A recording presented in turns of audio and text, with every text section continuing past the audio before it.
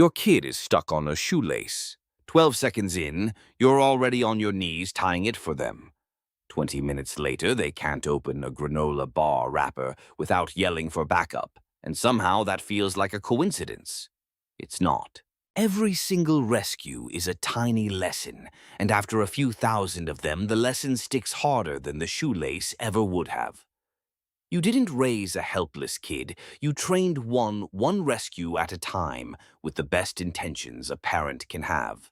Here are 8 everyday habits that quietly teach your child that struggling isn't allowed, and what to do instead so they actually build the muscle instead of just borrowing yours. Number 1, the homework rescue.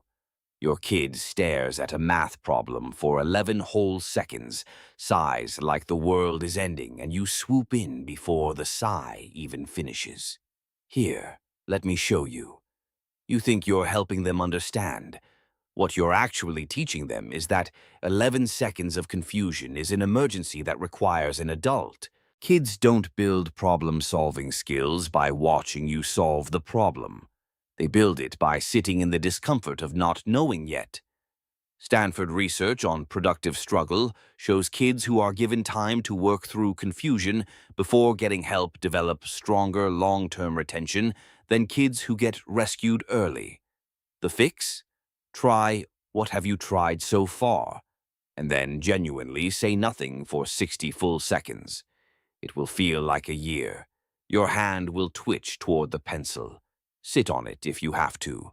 Let it be uncomfortable for both of you. Number 2, the friendship fixer. Your kid says a friend was mean at recess, and before they finish the sentence, you're drafting a group chat message to the other parent. You think you're protecting them. What they're learning is that conflict is something an adult handles, not something they survive. Harvard child development research is blunt about this one. Kids who never navigate small peer conflict on their own grow into teens who freeze the first time a real conflict shows up because nobody ever let them practice. Try asking, "Do you want help, or do you just want to vent?" Most of the time, they just want to vent. Let them. Save the group chat for the actual emergencies, not for the fact that Emma didn't share the good crayons. Number 3, the wrapper problem. Snack won't open, shoes on the wrong foot, zippers stuck. 10 seconds of struggle and you're already reaching over like a pit crew. Here's what that teaches. My hands don't work until an adult's hands take over. MIT motor development research shows small physical frustrations. Tied shoes, stuck zippers, stubborn wrappers are actually where fine motor confidence gets built. Every time you take over at second 10, you reset the clock, and the next wrapper feels just as impossible as the first one did. The fix is brutal and simple. Count to 20 in your head before you touch anything. Most kids solve it by 15, and the 2 who don't will at least have tried, which is the entire point. Number 4, the instant answer. Your kid asks how to spell a word, and you spell it out loud before they've even grabbed a pencil. You ask, "What's the capital of France?" homework style, and you answer your own question because the silence is unbearable. What they learn, why guess when an answer is always 3 seconds away? Yale research on wait time in learning shows that when adults extend the pause after a question by just 3 extra seconds, kids attempt an answer instead of waiting to be told one. Try, "Take a guess, you can't get it wrong with me." Then actually mean it when they guess wrong, because the second you sigh or correct too fast, they clock it, and the guessing stops for good. Quick blinko favor before we keep going.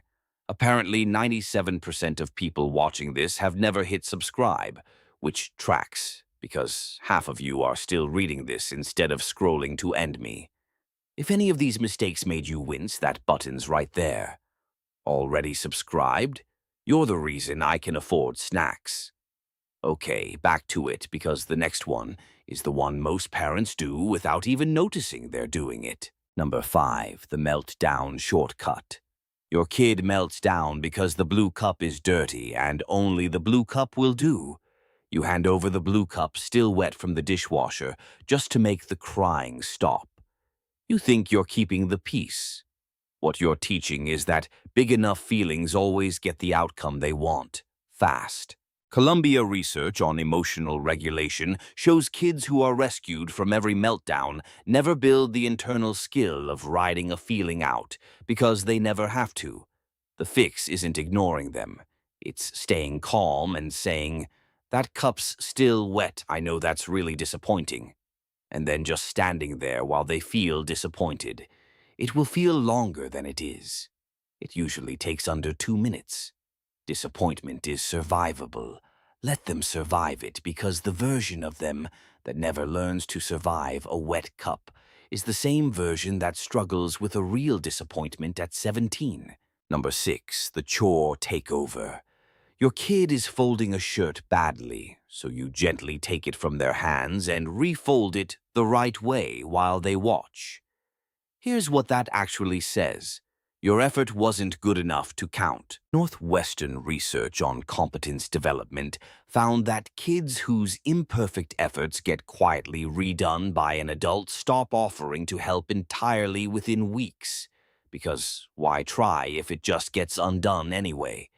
Let the badly folded shirt stay badly folded. Nobody has ever failed out of life because of a lopsided sock drawer, and the kid who keeps folding badly for a few more weeks is the same kid who eventually folds it fine, on their own, without you ever saying a word about it. Number 7, the risk removal. Your kid wants to climb the taller part of the playground, and you're already positioned underneath them like a human airbag before they've taken step 1. You think you're preventing injury. What you're actually preventing is their own risk assessment from ever developing. Johns Hopkins research on child injury prevention found something counterintuitive. Kids who get some unsupervised practice with manageable risk, climbing, balancing, judging heights, actually have fewer serious injuries later because they've built real judgment instead of relying on yours. Stand back far enough that they have to make the call themselves. Close enough to catch a disaster, not close enough to prevent a wobble. Because the wobble is where the actual learning happens, not the fall you prevented. Number 8, and this is the one that undoes everything else if you get it wrong. The apology on their behalf.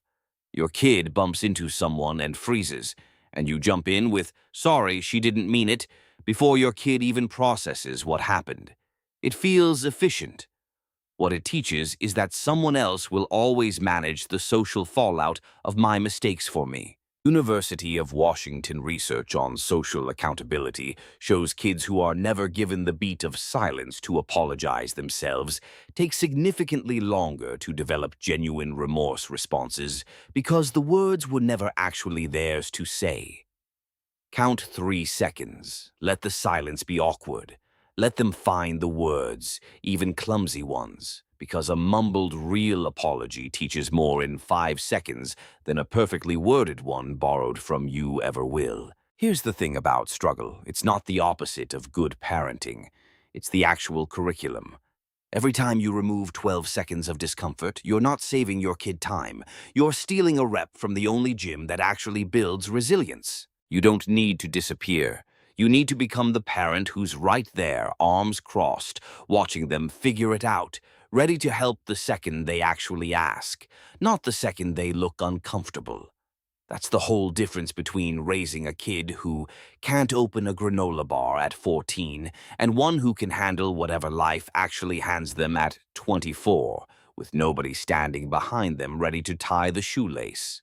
Which one of these are you already guilty of? Tell me below, and if you want the video on why kids stop asking for help entirely once they've decided nobody's coming anyway, that one's next.